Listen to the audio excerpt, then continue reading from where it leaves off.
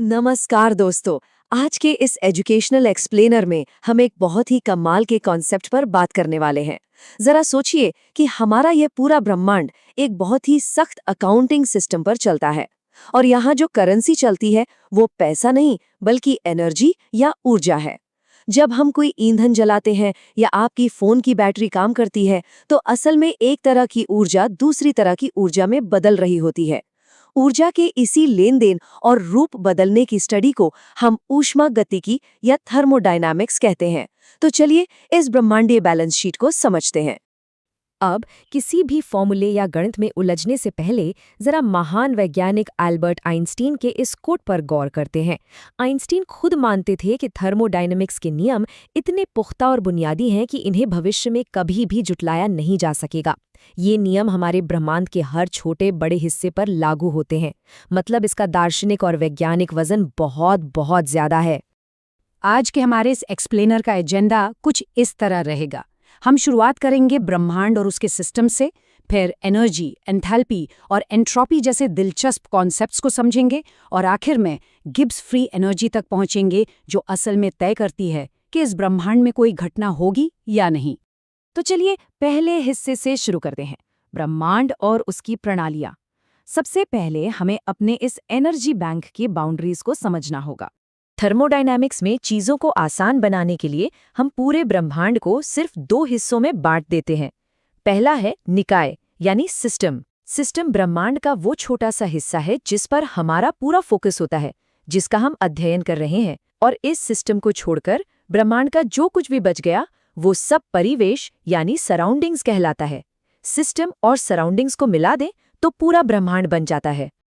अब सबसे दिलचस्प बात यह है कि इन दोनों को अलग करने वाली सीमा या बाउंड्री कितनी साधारण हो सकती है। मान लीजिए हम लैब में एक बीकर के अंदर दो केमिकल्स मिला रहे हैं। यहाँ वो बीकर और उसके अंदर का लिक्विड हमारा सिस्टम है और वो पूरा कमरा बल्कि पूरी दुनिया सराउंडिंग्स है। वो कांच का बीकर ही वो सीमा है जो हमारे एक्सपेरिमेंट को बाकी की दुनिया से अलग कर रही है। ठीक है, तो हमारा बैंक अकाउंट सेट हो गया है। अब बात करते हैं ब्रह्मांड की असली करेंसी के बारे में, ऊर्जा, ऊष्मा और कार्य।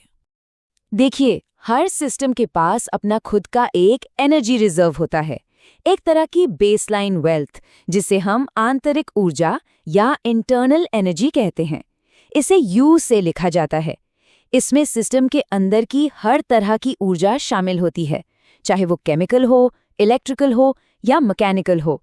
ये इंटरनल एनर्जी सिर्फ तभी बदलती है जब सिस्टम में हीट आती या जाती है या फिर सिस्टम कोई काम करता है। और यहीं से निकल कर आता है थर्मोडायनामिक्स का पहला नियम। ये छोटी सी इक्वेशन देखिए, delta U is equal to Q plus W। इसका सीधा सा मतलब है कि इंटरनल एनर्जी में बदलाव डेल्टा U सिस्टम को दी गई हीट Q और उस पर किए गए काम W के जोड़ के बराबर होता है। ये ब्रह्मांड का सबसे बड़ा नियम है कि ऊर्जा हमेशा संरक्षित रहती है। ये कभी नष्ट नहीं होती, बस अपना रूप बदल लेती है। अब इन एनर्जी ट्रांजिशंस को मापने से पहले हमें ये समझना होगा कि पदार्थों की प्रॉपर्टीज यानी गुण कैसे काम करते हैं। इसे समझने के लिए एक छोटा सा इमेजिनेशन करते हैं। मान लीजिए एक गुब्बारे में गैस भरी है। अगर हम उस गैस को दो हिस्सों में बांट दें तो क्या होगा? उसका आयतन यानी वॉल्यूम आधा हो जाएगा। मतलब वॉल्यूम मात्रा पर निर्भर करता है। इसे एक्सटेंसिव प्रॉपर्टी कहते हैं। लेकिन क्या उस गैस का तापमान बदलेगा? बिल्कुल नहीं, वो उतना ही रहेगा। तो जो चीजें मात्रा पर निर्भर नहीं करती, जैसे तापमान या डेंसिटी, उन्हें इंटेंसिव प्रॉपर्टी कहा जाता है। चलिए आगे बढ़ते हैं चौथे सेक्शन की ओर, एंथैल्पी और ऊष्माधारिता। देखते हैं कि रियल वर्ल्ड में इन ऊर्जा खातों का ऑडिट कैसे होता है। सबसे पहले बात करते हैं हीट कैपेसिटी या ऊष्माधारिता की।